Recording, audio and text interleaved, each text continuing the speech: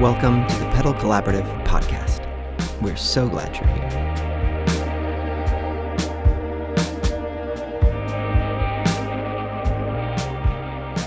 Hello, everybody, and welcome back to another week of the Pedal Collaborative podcast. I'm your host, Paul, and I'm here with Alan. Hello, everybody. How's it going? It's going well over here. How about you? You're in vacation mode kind of right now. So I'm on workcation mode. Yes. So I'm sorry, my brain is in a million places right now. I'm on workcation mode because I have not hit my 90 days at this new job. So while I can take off work, it would be unpaid. And so it's like, well, if I just wait, 2 weeks, I get paid for time off. Anyway. So it's working out because, we're at the beach and we had planned I was going to be working like Monday, Tuesday, Wednesday anyway, while here. And the weather is crappy. It's raining. I'm in this random room at the beach house and I'm leaning up against, Paul again for the third week in a row. Our audience can see because we're on camera. I like how we keep making this show. One day we're just going to start doing videos and it's going to be like, oh, they're actually doing it now. I know. You may hear like weird creaking sounds and it's either my knees or it's like the antique dresser I'm leaning up against. Yeah, you have a really cool background basement right now. Your Thank particular view. Thank you. And more coffee ASMR. Yes, beautiful. Yeah. So I texted you sometime this weekend about the idea of we periodically return to our initial series, which was the signal change series, which was us finding a way to work our way through each type of pedal in a signal chain. And I think we did the odd ducks as a redux. I did. Right. And what else did we did another one where we like kind of brought that back. But one that came up in my own personal life that I've had a crisis of recently was cabling. I've had a crisis of cabling. Yeah. And I said, why don't we talk about cables? Because it's a hotly debated topic too. It really is. And I think, probably more hot take here, more than probably anything else minus strings, cabling is a snake oil. It is a snake oil topic, which we'll get into in a bit. But to answer to as you're saying, like kind of going back through like the signal series, it's kind of like a utility, right? Is that the right one? It's like just like it's less of a utility basics. And more of a necessity. It's basics. You have to have cables to connect pedals. Yes, I know. But I guess I'm the overarching theme of signal path that we've done at the very beginning of the podcast and are touching here today and on other things. It's kind of it's a back to basics.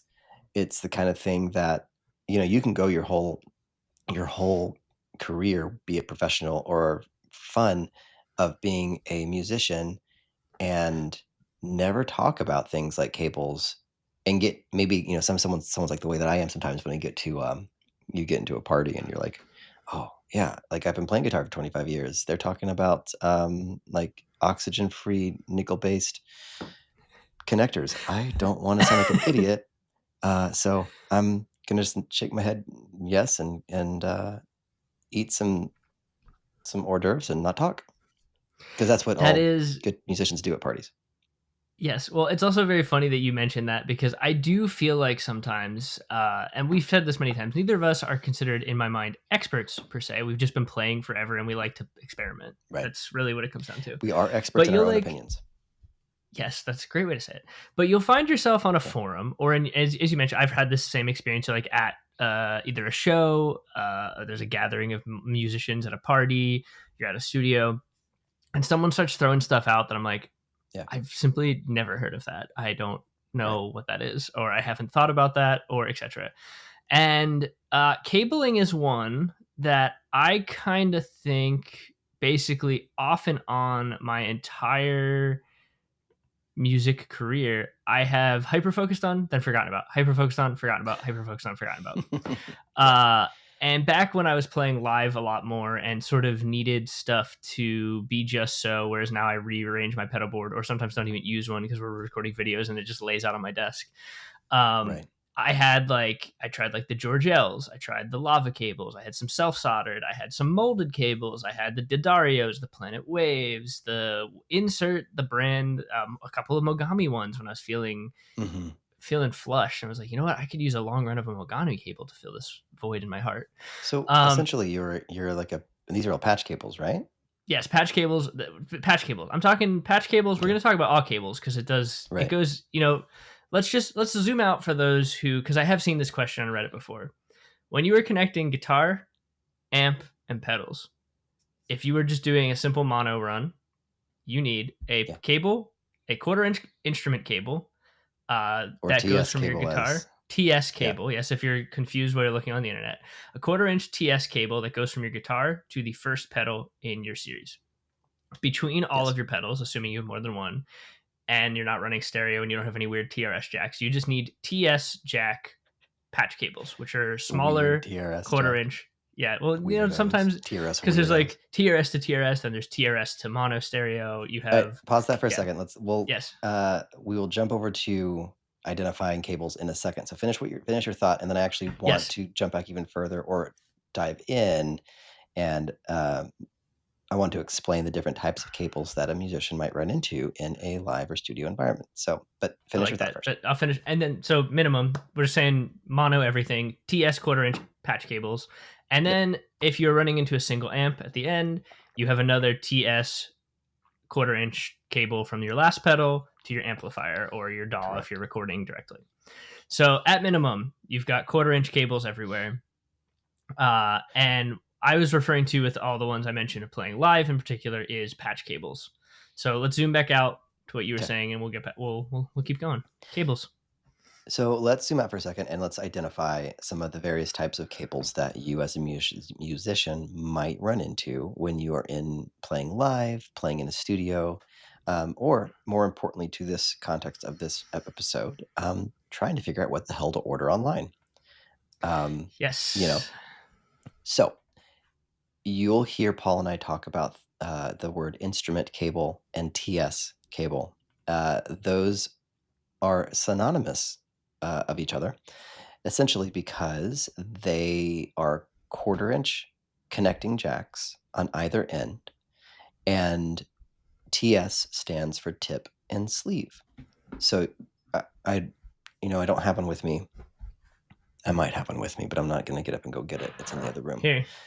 Paul has one with. Okay, so for everybody looking at our audio only podcast right now, um, you can note that a quarter-inch cable is a TS cable because it has one black, usually black, ring just below the tip. And that is an isolating ring that separates the two pieces of metal that you see, the tip and the sleeve.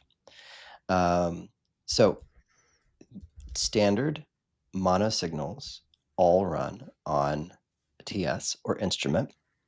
And I believe that is because, well, you're just a single signal, but the sleeve is a shielding. It kind of shields from excess noise or outside noise. Now, when you start getting into TRS or stereo cables, the diameter of that jack is identical to a quarter-inch or TS, but instead of having one isolating ring, it has two, leaving the metal portions of the connecting jack to be in three pieces. You have the tip. Wait. Oh, look at that. You have the tip, the ring, and the sleeve. This is what allows a cable to carry a left and right audio path on a single cable, because those isolating rings that I referred to, they'll actually carry through the entire cable, and then the tip and the ring and the sleeve are all isolated from each other. You can use those for stereo, and you can also use TRS cables for expression pedal. A lot of expression pedals will use that. Yep. You can find Chase Bliss has been doing a lot of that lately with TRS as input and output, because they just want a single quarter-inch jack to carry a stereo image. Um, the good folks at Maris use them on their small boxes as inputs. I think Strymon does that too. I think Strymon uses them as inputs and outputs on their small pedals. So I think you are correct, and there's a switch between mono and there's stereo. a switch between mono and stereo, which we're going to not talk about right now. So, excuse me. Instrument cable, TS cable. It's a 1/4-inch jack that carries a mono signal. TRS cable or stereo. Did I say that right? Am I getting things confused? Am I Yep. No, confusing you're good. myself? You're good. No, you're All good. right. You're good. TRS cable is also a 1/4-inch jack, but carries 2 signal paths as well as a shield. So a tip, a ring, and a sleeve. So those are going to be your standard looking instrument cables and what are often referred to as instrument. And then TRS is usually what is used to talk about like the stereo one. When it comes to running your synth or your guitar into like a pedal board, you can have that of various lengths. And then, patch cables, of course, can be various lengths. And then, of course, the cable from your pedal board to either your computer, your DAW, your DI, or your amp can be various lengths. So when we talk about the size of a cable in terms of its connection point, that is just the connecting point itself. You can also sometimes find 1/8-inch cables, and stay away from those. Not really. I mean, they have their point. They have their Well, yeah, place, but you but they're don't need not. them for guitar usually. Well, not for a guitar. You could use them on 1/8-inch is going to be your headphone style, like headphone size, headphone jack. Some of these guitar pedals are starting to get into like Eurorack type stuff with CV, and those would oftentimes be 1/8-inch, but that's a different thing. We're not really talking about that today. I also think you admitted recently that you don't understand contact voltage, so we're definitely not going to talk about that. We're definitely not talking about it Yeah. today. I don't. I Yes. don't. I know that That's it not the. exists. Yeah, we're talking cables today. I know. So I know. I know. I know. So that's the standard kind of like connecting cables that you will use. We're not talking MIDI. We're not talking XLR, which are also microphone cables. These are typically what we're just talking about today are like your instrument cables. yes. Yep, and the ones you're going to come across most commonly in a pedal board. Now, I want to go back to where I was describing the basic setup and also touch on something you mentioned of there's different lengths of cable, which we Yeah. sort of gave a little guide there on TS versus TRS instrument cables, so you know what the heck you're buying. Which, I went on if a you ever pretty lengthy guide there. Yes, and if you ever do have questions, because it is confusing, even I mean, there are times where I will text Alan and say, "Is this going to do what I think it's going to do?" Because we're also typically doing some weird stuff of like splitting signals, or it goes from TRS stereo out to two TS Dual TS cables. Yeah, so there's all sorts of weird stuff. So if you ever have a question, you can DM us and we'll answer it because it's annoying. And I've bought the wrong cable before. I'll admit it. I thought I got the right cable. I got the wrong one. There's also a whole nother thing when you get into, as you mentioned at the beginning, oxygen free and all that stuff. And that is what we're here to discuss today. But very, very quickly, first off, because this whole episode is a Reddit question. We're not going to have a Reddit question Got at the it. end because Oh, this is good Lord. a bunch of them I've seen. Reddit. Yeah, this is a bunch of them Reddit. I've seen like over time. This is what made me think about it too. But the first thing we're going to talk about, and you touched on this, is in instrument cables at every juncture of your pedal board.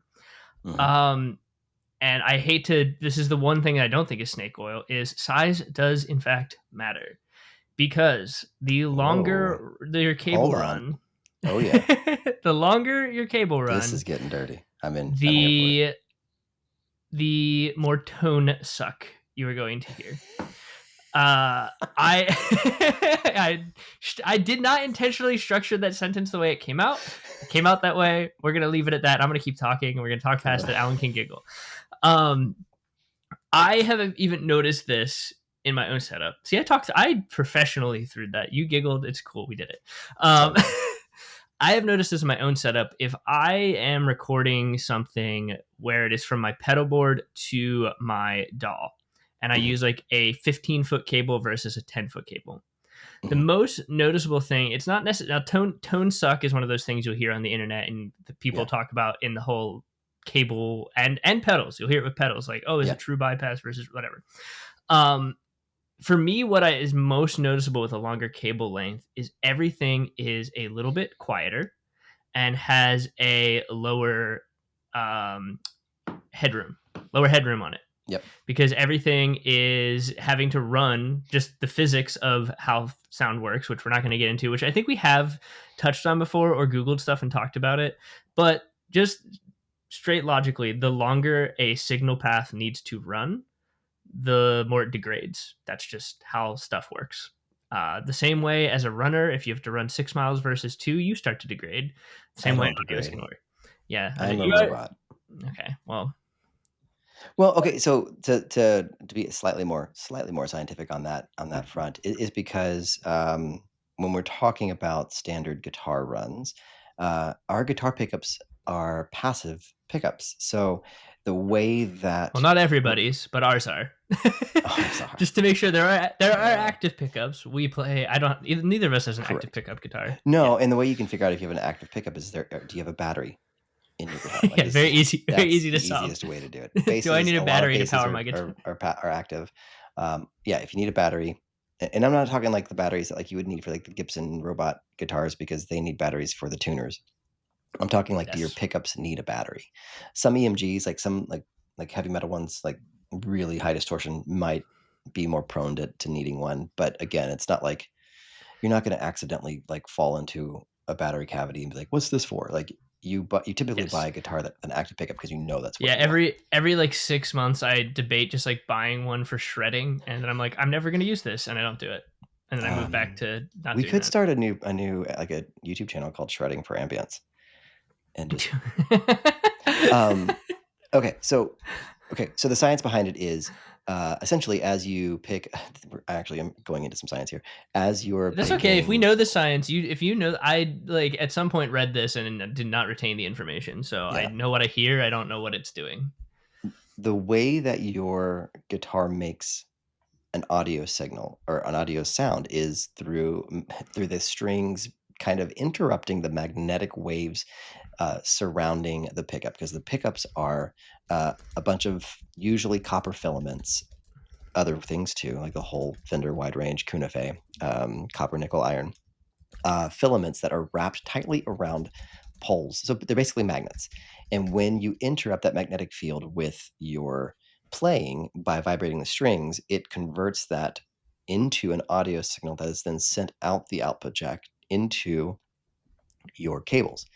But again, since there is no active electronics being used to push the sound out, you have a passive instrument, which means that the longer the run, the more over time or over distance does that signal degrade in its sonic quality.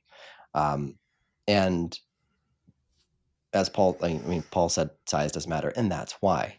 That is also some of the reasoning why people with a massive pedal board or long runs will find themselves overjoyed with a buffer or something like the 29 pedals Una, because it basically boosts the frequencies or the signal itself to be a little hotter of the signal, and you can push it farther. So it kind of brings back some of those frequencies that tend to be lost, or the suck of tone that happens over a long run. Yes. And honestly, tone suck is a thing. There's a ton of stuff that can contribute to that in your signal, but at the end of the day, most of the time it is what Alan just described of it needs to be boosted again somewhere because Right. there's too much length between the original signal from your guitar pickup to the output source.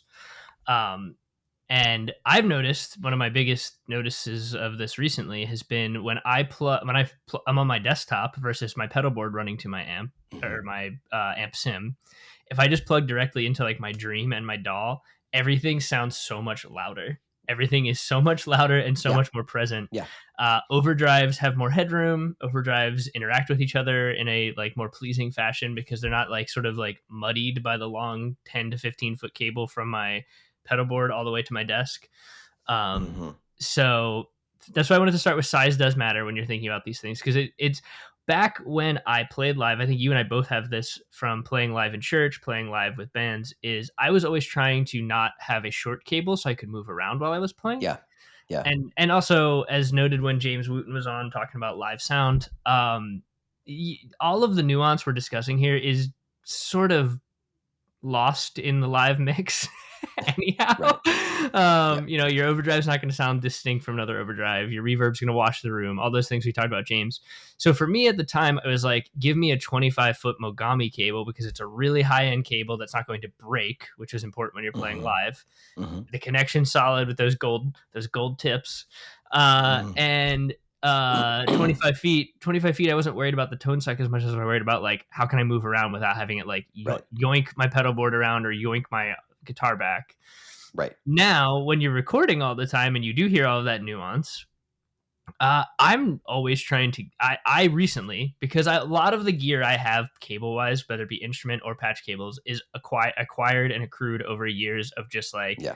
replacing a thing here, needing a thing for a specific instance. And so I legitimately, until like 3 months ago, had not thought about cabling, of like buying new Mm. cabling, Yeah. until texting you recently when I was like, stuff sounds Buy me bad. cables. Buy me Stuff sounds cables. bad. I need to buy new cables to record better videos. And I got some better cables and it sounds good. So Yeah. Yeah. anyhow, so size does matter Size when matters. you're recording and you're worried about nuance. That is when it Yes. matters. Yes. Um, But I do want to let's like, yeah, let's sorry, talk about the I have other. a huge, sorry, I have a huge asterisk here and a side note because nuance is, um, it's like in the eye, it's in the ears of the beholder. Meaning, I'll answer my question by asking a question. Paul, when you are Have you been watching too many political speeches or something? no, maybe not. No, actually, I avoid all that like the plague. Um, but now since we're kind of like just everyone's getting free jumbo jets, I might jump into it just so I can possibly get my hat in the ring to get a free jumbo jet. Anyway, You love you a heard deal. about that? What? Yes, I I love a said deal. you do love a deal. I don't care what it costs me. Okay, so Paul, what are you listening on right now? Like because on our podcast as we're talking to each Like other, what are right you listening now, well, currently? What are you using? if What are we're you talking using about to fidelity, the worst possible solution, which is AirPods. AirPods? Okay, all So right. it's running through Bluetooth. You have Bluetooth into AirPods. Um, I just because they're easy to carry, I am running with my 1964 custom in-ear molds. They're A6T, so there's 6 drivers, Very cool arguably better than. flex, by the way. Very cool Thank flex. you, thank you. I mean that both They're sarcastically, but also genuinely at the same time. It's a both end situation. I am privileged to work in pro audio and have a lot of pro audio stuff, and this is one of them. I'm grateful to my buddies over at 64 for hooking me up with a good deal. And if anybody wants my plug on which in ears to get, I'm all with 1964. Anyway, back to where I was going. Meanwhile, I'm over here. I'm a simple ultimate ears man. Just a simple ultimate ears in ear Simpleton. You are guy. a simpleton. Yeah. Um, we are listening on very different ear experiences, like auditory experiences. And no, I mean I'm plugging my in-ears into into the audio interface of the Shure SM7VI, whatever it is. So I'm not like flexing this massively high quality, you know, audio path the whole way through. But my point of it is this. I mean, you can even take that, like, because I'm using a Shure microphone that is also an interface. Point of it is the listening experience is ultimately what determines the sound experience that someone's going to have. So, this is like I'm jumping ahead. We can put so much emphasis into the fidelity of our everything from our strings to our pickups to the tone wood to the uh, cables that we're running to the amps that we're running and all to the microphones that we're using to record the amps and to the soundboard that we're using. Everything can be picked away, but the reality is it's all going to degrade down to the level in which the listener is experiencing it. Yep. True, you cannot add fidelity after it's gone. So if you have like a shitty blown speaker in your amp, you can't take that away. It's going to always be there. Yeah. But if you're recording with, a George Alessandro hand-wired point-to-point amp, because you've had those before, Like all of the cool people are. like all the cool kids, and versus a cardboard, like a pitchboard, like knockoff Fender amp, not even made in China, like made somewhere worse than that. And you're like, Not okay. Continue. You can edit that out if you want. At some point, those two sounds are going to be indistinguishable to the listener, depending on what the listener is listening to, right? Yes. At some point, I'm going to extremes for a point. And it's Well, if kind you're of listening why in I a think, blown out Honda Civic with speakers Yeah. from 1999, it's all going to sound the same in the wash at that point. That's right. If you're listening to our podcast here in a blown out speakers from a 1999 Civic, please send us a picture. Yes, But please do. you know, the listener experience really dictates what fidelity actually matters. It's like the whole reason why I think it was One Direction, like why their studio engineer would mix to an iPhone. Arguably one of the worst mixes you're going to get, but that person, I'm assuming it was a he, but that person knew what the listener of that band was going to be ingesting the content on, and it was an iPhone. So why? Quite a few people are listening on an iPhone, so you have to think about it. So there's this thing called an iPhone. No, you have to think about it, and walking that back, it's like how much emphasis do we put in to the fidelity of gear if the output of that fidelity is going to be lost anyway? I'm not saying don't do it. I'm just saying be mindful of it, right? That's what I'm saying. Yes. So we've talked about a bunch of different things. Length, the fact that at the end of the day, what people are listening on is affecting it. But I do want to talk about some of what you referred to at the beginning, snake oil. Yeah. So I think a lot of the different things that you get sold on, material, nickel versus gold versus silver, etc., connectors. Let's put these out. I'm going to put out the things, and then we'll address each one whether we think it's snake oil. So let's talk about that first. Material. Where do you come down on that? Ouch. I mean, I think again, you get to a point where I think there's a baseline that you have to achieve. So like, and I don't know what that baseline is, but I can tell you what it is when we haven't hit it. Like I can hear it usually in my playing. I think there's a baseline that you have to achieve, and going above that, it becomes snake oil in terms of materials. So. Yeah, I mean, the reality is I'm always trying to get gold connectors, but that has less to do with the fact that I think it sounds that much better than if I don't have them. And the fact you're just bougie and you like gold. Well, no, I also, this is like completely, and it goes back to our tone is in the aesthetic thing. I like when all my cables at least look like they match, even if they don't. So like, even if I have different brands, I try to get like similar head connectors so they look more consistent. Connectors. Yes. Yep. I do like, yes. So, all right. So material, I tend to agree with you. I do think that like on average, the gold ones seem like they last longer than the nickel ones. I don't think that they sound that much better to my ears if I plug two in and listen. But I have experienced that cables that have gold connectors seem to last longer. But that also might be that they're just higher quality cables. That might just be a incongruent comparison to make, because it's like, well, if they have gold connectors, the cable's higher quality typically, so maybe it's better shielding or better molding that has held the connections together longer. Right. Well, and I mean, we haven't discussed, like, cable is cable. It gets connected to these connectors via solder point, or 2 or 3 solder points. So, you know, like, you have to have a good solder to make that connection. You want, you know, as little oxygen in the materials as possible. And I think that's partially why gold tends to work better, is because it oxidizes less than like a nickel does. But I do think you're right. I think getting a gold connector in, like, connecting point kind of comes along with a higher quality made cable. Yes. It doesn't itself lend to a higher quality per se, but it's kind of like, well, it's kind of, I've been looking up cars online a lot because I want a new one. But I I like You know, that because I want a new one. yeah, I don't know where I was going with that, but I guess it's like this. Here's the analogy. If you're buying a vehicle that's like turbocharged and it needs premium gas, it needs premium gas because the rest of the parts in that vehicle are premium enough and require that level of gasoline. Putting premium gas in your Yeah. 95 Civic is not going to do anything but waste your money.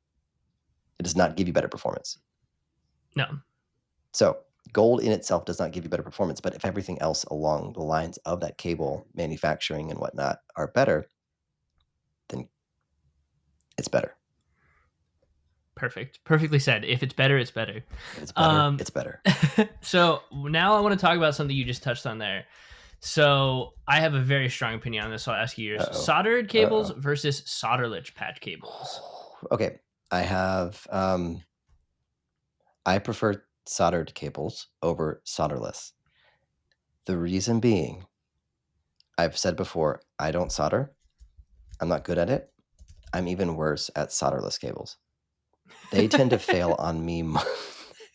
They tend to fail on me more than soldered cables. Okay.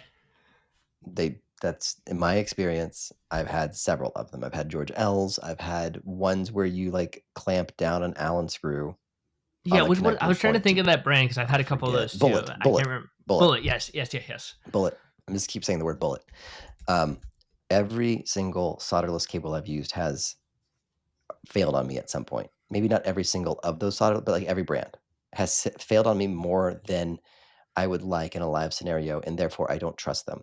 I like them a lot for the aesthetics because you can cut them to length and they look a lot prettier. But I also really don't give a crap about aesthetics on my pedal board. I like a rat's nest, and you know that, and it drives you Yeah, and I crazy. like it to be I don't know really how we're tight and friends. clean. Yes, because Yeah, you do. opposites attract when it comes to these things. Yeah, Yes, apparently. I mean that's my exact experience. Solderless cables, when they were sort of introduced at large, I feel like were a really cool novelty for the reasons Yeah. of twofold. One, it was like the first time without having to learn how to solder, you could have a pedal out of order on your pedal board run from one place to the other with a really nice long run that was exactly fit for like your circumstance. Yeah. Um, Now there's two things. One, I have the same problem as you. Is I've had them fail so many times, and I end up just replacing them with something soldered or something that I can just have. And I usually actually, when playing live, have a little like extra pouch of cables because that always happens.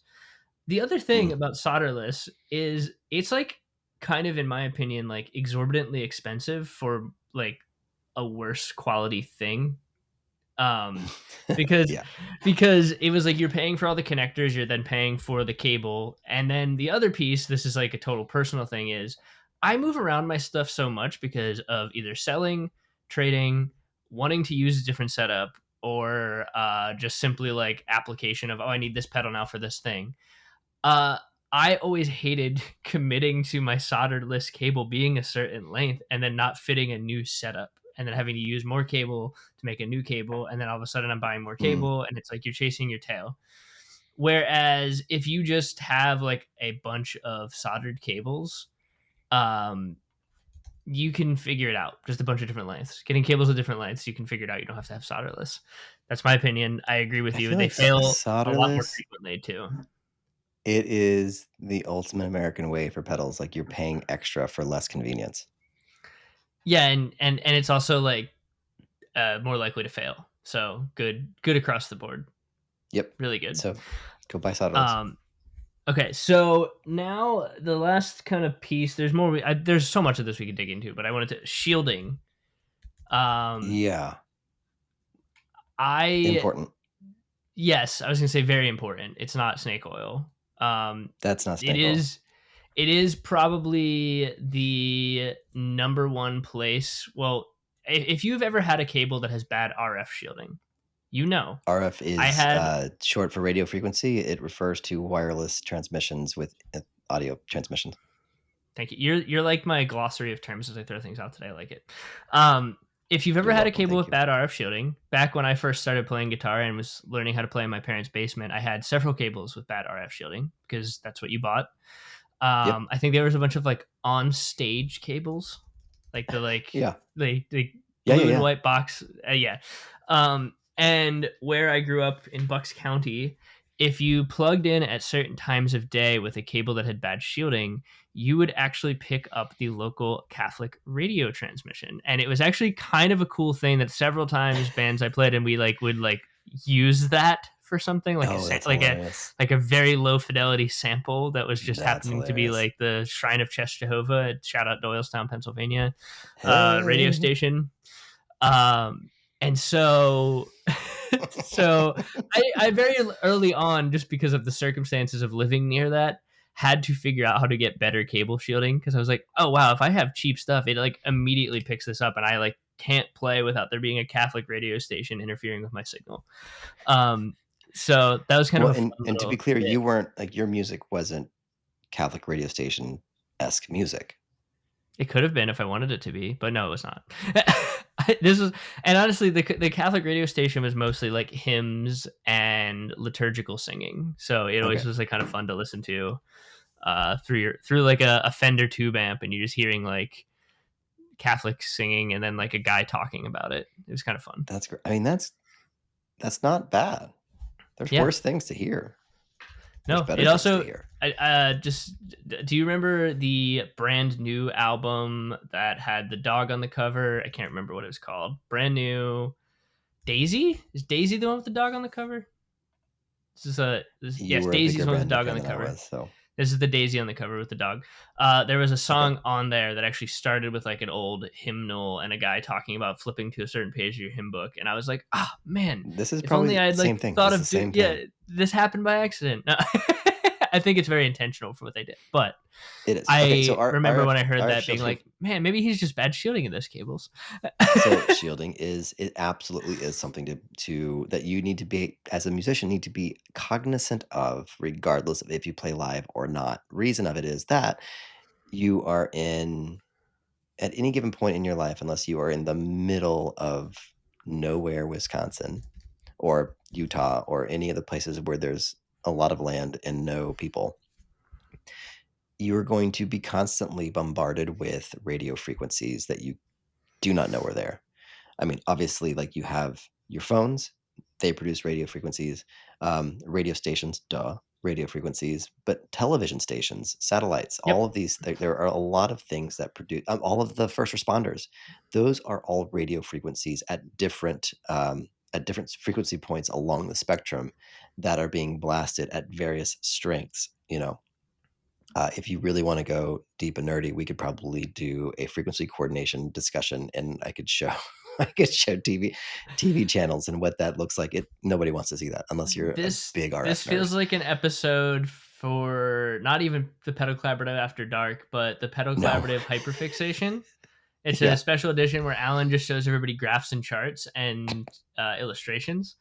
If yep. you're interested in that, please shout it in the comments. Be like, I would love to hear Alan or watch Alan describe radio frequencies and show me graphics and We charts can get, and you know what? We can go actually deeper.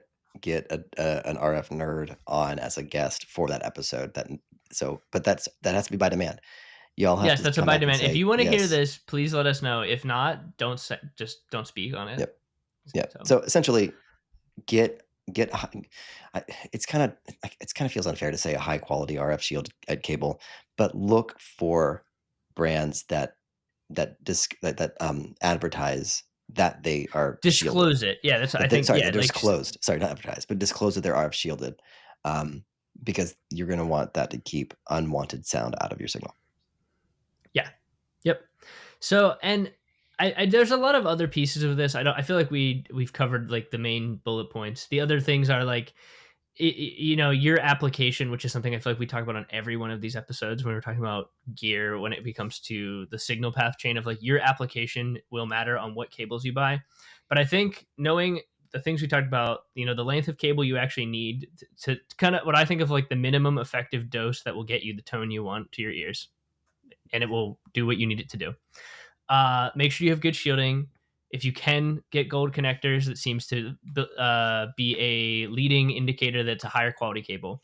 And then there's all the other stuff like the different shapes of heads, especially I have a PSA. One total Yes, aside. PSA. So the flatter heads are better when you're trying to push cables together. Do not Mhm. buy, and I see this question, I swear, every week somewhere on the internet. Do not buy the thing that is just 2/4 inch heads together with a little uh, Oh, yeah. solder point. Two Yeah. reasons. One, it never works ever on basically any pedals. Two, it is a great way to destroy the internal connections of both pedals you plug into it Yep. because it is a piece of metal holding together instead of the rubbery flesh of a normal cable. And so when you go to pull things apart, there's no give. So that quarter Mm. inch that is like directly into both pedals, though it looks like a great space saving solution, it will shred the inside of both pedals. And you're going to be sending it back for Well, repair soon. the reason for that is, the reason for that, Paul, you alluded to it, but the reason is that when you use the metal to metal connector with no give, meaning there's no cable in between, um, when you are putting your foot and weight down on one pedal, you're actually putting it onto the other, but that weight is being transferred through the connection jacks. So, Yes. And especially if they're a little off kilter, then you're like really oh yeah, jacking stuff up. yeah. I If you have, need that, like if you need that types of what? oh, go ahead. No, go ahead. I was gonna say, like, if you want my recommendation for a pedal, for a patch cable to use to avoid that, is it rock stock? Are those the ones that we have a few of that are those little round ones that are like they're I'm actually really looking. flat? Yeah, Rockstock makes really good ones that are really flat. There's another brand that Ernie Ball You'll makes a see Ernie really Ball good has the one ribbon cable. too. You'll see some of the videos that I posted that have like the white cables as patch cables. Those are Ernie Ball ribbons. Those are also good. Yeah, Basically, any those are flat. really, really nice. I like, you said you don't like them. I kind of like them because of how I use them, but the rock board, which Board. are the square heads as opposed to circle heads. The reason I Um, don't like, I'll tell you why I don't like them, and it's the same reason they're why I don't like the Ernie they're weird Balls. with top mounted janks. They're weird with top mounted janks for me. That's one of the reasons I Well, don't use them. it's they're yeah, they're well, they're weird. They're weird if you're using them too close together on a pedal. So Yeah, whether because it like the square stubby noses like touch each other yes, strange. I definitely have they seen can that touch on it. Yeah. like, So like yeah. sometimes you have to get like all weird and wonky and have different angles of your cable. So I don't prefer those for that reason. I do prefer the rock stocks because they're very slim heads on those jacks. Anyway, Yes, those are I really feel like this good. whole episode has been like an aside. I mean, it's not really, it is an aside. It's something I was like, let's talk about cables, just because I recently went through this crisis of realizing I hadn't really purchased many new cables in like years. I You just haven't. like really, Did you plug in the one in that you just got? yeah, it sounds great. It actually does Okay. legitimately sound better than like I think the last, because I have like that 25 run Megami. It was like my lead Yeah. cable from my guitar to my Yeah. pedals for so long, and I'm not using that for videos because of the aforementioned tone suck. Yep. But I had been using like a Planet Waves 10 foot that was just like a Yeah. molded black Yep. cable that I think I paid $5 for at some point a long time ago. Um, Hey, and so five so dollars well spent. yes, well, it still works. It just I had two of them. One of them broke recently, and originally I Mm, thought something wrong with the output jack on my guitar because it was like doing a thing, and for so many yep. years I haven't had this happen. And then all of a sudden I realized if I jiggled the cable a certain way, the cable had like something had broken inside. Yeah. I was like, That would so be a soldering point. yes, so the solder point, and I'm not gonna, and because, oh, here's another thing. You know how sometimes you can screw apart a cable and sometimes you can't. You can't do that with molded. You can't do that with molded. So while you're thinking about these, if you are a person who likes to DIY, but you don't want solderless and you don't mind soldering, it's not a bad thing to have cables that you can open up and see inside of because you can fix solder points. Oh, I mean, yeah. Hey, if you actually want to save money and make your own like your own cables, if you're That is good what at that, several of the people I know who have the best looking pedal boards make all of their own and buy a bunch of monoprice cable lengths and connectors, yeah, and they solder yeah. them themselves, and their I boards mean, always the look reality is, Paul, that the beautiful. cables we just got, you got the one, you have more coming, and then I have the ones. I'm off the top of my head, I can't forget. I don't remember which store we got it on Amazon, but they are somebody's making them, and they're doing a really good job. They're doing a great job. Also, I feel like it is worth mentioning just as a fun little behind the scenes, Alan and Paul. So I am the last person to ever, like, when we talk about buying stuff for the channel, which typically is pedals. Uh It is a very typically. funny dynamic that I am like never going to ask. I will basically never be like, Alan, we need to buy this for me. But it finally happened with these pedals. You're normally like, can we buy this pedal? Can we Mm. buy this thing? Can we buy this? And I finally broke. This was a moment for me. I was like, Alan, I need the channel to buy me some cables. I need to buy some cables. And how did it feel to be on the other side of asking, like me asking you to buy something, since it's usually you saying it the other way? How did it feel? I'm just I curious. mean, well, my answer was like, oh yeah, absolutely, let's do it. And Yeah. here's the ones that I got. But Um, did it feel strange to be like the dynamic shifted? no, Because it's like, no, it felt no, normal to you.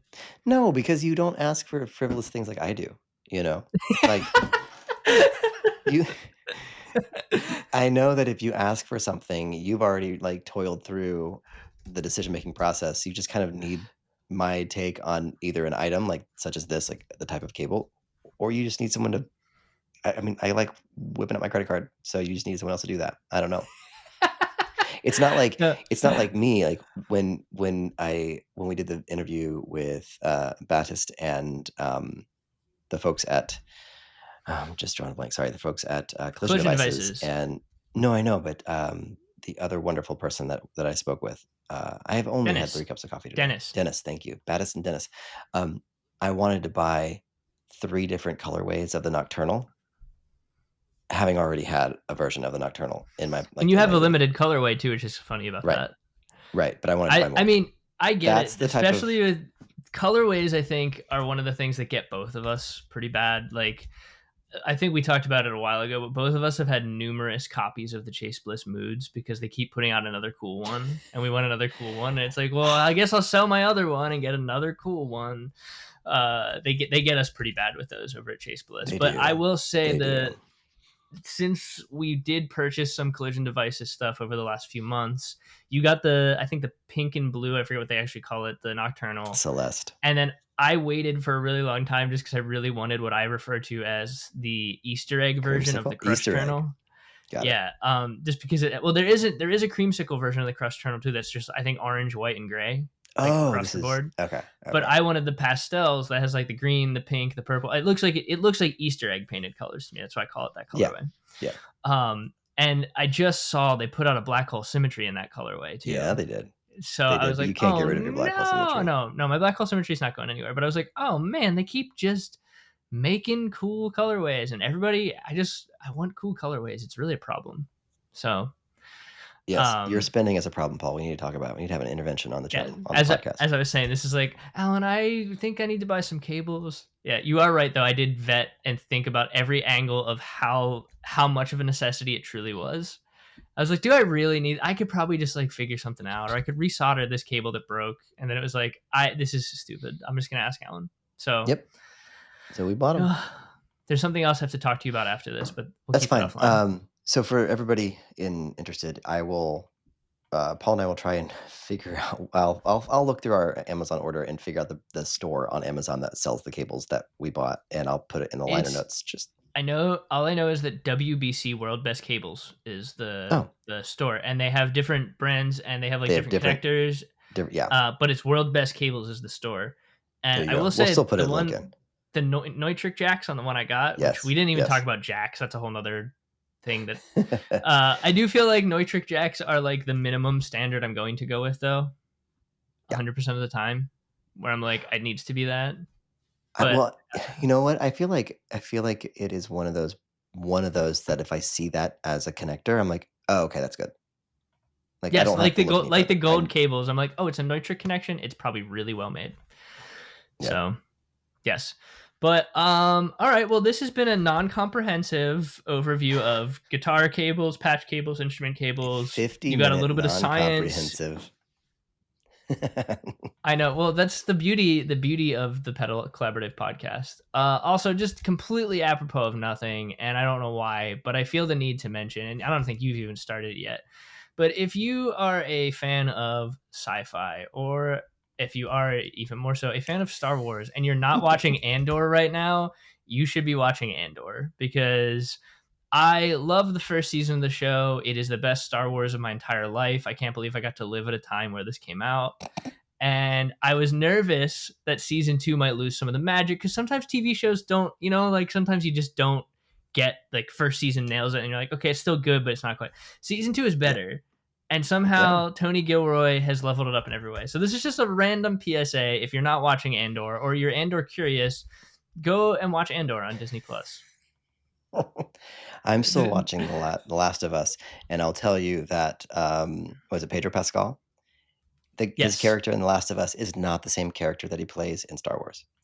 For those of you, anybody interested, Okay, he does not. it's continue not the that same character, but also he is a single man carrying a child through adventures.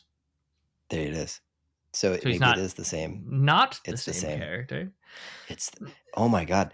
Is The Last of Us really just a Star Wars show? Don't answer it. Let's leave it there. Thanks, everybody. That's going to upset a lot of people, I think. But okay. We'll All right, see you bye. next time.